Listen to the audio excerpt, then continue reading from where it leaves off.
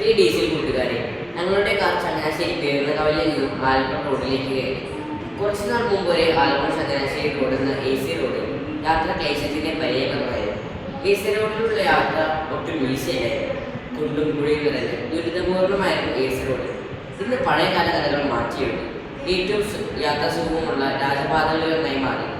ആലപ്പുഴയിലേക്ക് പോകുമ്പോൾ ഏറ്റവും ആകർഷകമായ കാഴ്ച ഇടതുവശത്തേക്ക് നിറഞ്ഞു തുറന്നു നിൽക്കുന്ന മനോഹരമായ AC കായലായിരുന്നു. അത് കായലല്ലായിരുന്നു, AC റോഡ് നിർമ്മാണത്തിലെ മണ്ണ് മാന്തിയെടുത്തപ്പോൾ ഉണ്ടായ കനാലാണെന്ന് പറയാമെങ്കിലും ഈ കനാലിന്റെ ഇന്നത്തെ അവസ്ഥ കണ്ടപ്പോൾ അതിനെ കായലെന്ന് വിളിക്കാമെന്ന് കരുതി.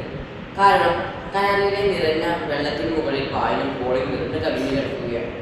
ഈ പോളയും പായലും കയറി ഈ കനാൽ ഒരു പാലപ്പാട് പോലെ ആയല്ലോ എന്ന് സഹയാത്രികനായ വൈദ്യ സുഹൃത്ത് പറഞ്ഞു.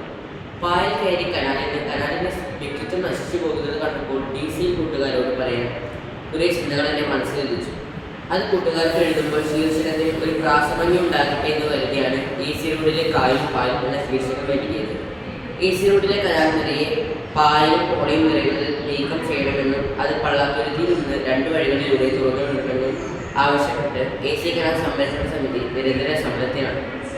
പള്ളാത്തുരുത്തിയിൽ നിന്നും പൂക്കര ആറ്റിലൂടെ തോട്ടപ്പള്ളി സ്പീവേലിയിലേക്കും പുന്നമടക്കായലിലേക്കും വേമ്പനാട്ടുകായലിലേക്കും ഈ പോളയും പായലും ഒഴുക്കി വിടാമെന്നും അങ്ങനെ കനാൽ തീര നിവാസികളുടെ ജീവിതവും സുരക്ഷിതത്വവും ആശ്വാസകരമാകുമെന്നും നമ്മുടെ നാടിൻ്റെ നന്മയായി യത്നിക്കുന്ന കരാർ സംരക്ഷണ സമിതി നിർദ്ദേശിക്കുന്നുണ്ട്.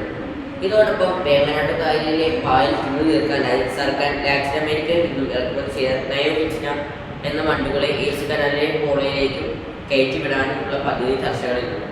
കൂട്ടുകാരെ, നമ്മുടെ ചിന്താവിഷയം ഇതിനോട് ചേർത്ത് വായിക്കണം. റോഡ് പണിയാൻ മണ്ണെടുത്തപ്പോൾ രൂപപ്പെട്ട കനാലാണെങ്കിലും വെള്ളം നിറഞ്ഞ AC കനാൽ തീരത്തു കൂടിയുള്ള യാത്ര പകലും രാത്രിയിലും സുന്ദര ദൃശ്യവിരുന്നാണ്. പോള പൂക്കുന്ന കാലത്ത് പകൽ യാത്രക്കാർക്ക് ഈ സുന്ദര കാഴ്ച അവർണ്ണീയം തന്നെ. എന്നാൽ പോളപ്പൂക്കൾ ചെയ്യുമ്പോൾ ഉണ്ടാകുന്ന ദുർഗന്ധം ചീറിപ്പായുന്ന യാത്രക്കാരെ അറിയുന്നില്ല. ഇത് കരയിലെയും സാധുക്കളായ നിവാസികളാണ് അനുഭവിക്കുന്നത്. ഇനി AC കനാൽ നമ്മുടെ വ്യക്തിത്വം തന്നെയാണെന്ന് ചിന്തിക്കുക.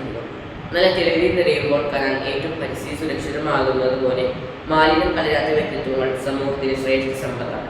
എന്നാൽ പല കുട്ടികളുടെയും വ്യക്തിത്വത്തിലേക്ക് പായലും പോളയും പോലെ ചില സൗഹൃദങ്ങളും അതുവഴി ചില പുതിയ സ്വഭാവങ്ങളും കടന്നു കയറുന്നുണ്ട്. ആദ്യമൊക്കെ പോളപ്പൂക്കൾ പോലെ അതിൽ പലതും ആകർഷകമായി തോന്നുമെങ്കിലും പോളപ്പൂക്കൾ ചീഞ്ഞ് ദുർഗന്ധപ്പെടുന്ന സമീപവാസികൾക്ക് ജീവിതം അസൗഖ്യമാകുന്നത് പോലെ നമ്മിൽ പലരുടെയും സ്വഭാവം മോശമായി മാറുന്നുണ്ട്. AC കനാലിൻ്റെ ചില ഭാഗങ്ങളിൽ വെള്ളം കാണാനേ ഇല്ല. പോള പടർന്ന കനാൽ പോളപ്പാടം പോലെ തോന്നിപ്പിക്കുന്നുണ്ട്. ആരെങ്കിലും അടിയിൽ വെള്ളമില്ലെന്ന് കരുതി റോഡിൽ നിന്ന് പോളം മുകളിലൂടെ നടക്കാൻ തുടങ്ങിയാലോ? കൂട്ടുകാരെ, നമ്മുടെ വ്യക്തിത്വത്തെ കാവുന്നിരുന്ന് നമ്മുടെ അസ്തിത്വത്തെ വിഴുകിക്കളയുന്ന സൗഹൃദങ്ങളും ശീലങ്ങളും നമ്മൾ നീക്കം ചെയ്യണം.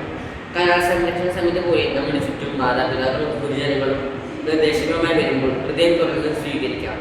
ദുശീലങ്ങളെ പാടെ നശിപ്പിക്കാൻ ശേഷിയുള്ള നല്ല മൂല്യങ്ങളുടെയും കുറച്ച് ബോധ്യങ്ങളുടെയും നയമൊക്കെ ചില വണ്ടുകളെ നമ്മുടെ ഉള്ളിലേക്ക് തുറന്നു.